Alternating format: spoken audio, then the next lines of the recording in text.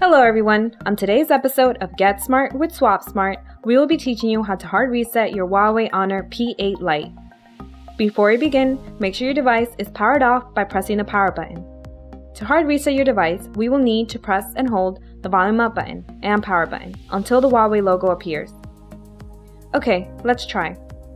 First, hold the volume up button and power button. Release when the Huawei logo appears. Then wait for the recovery screen.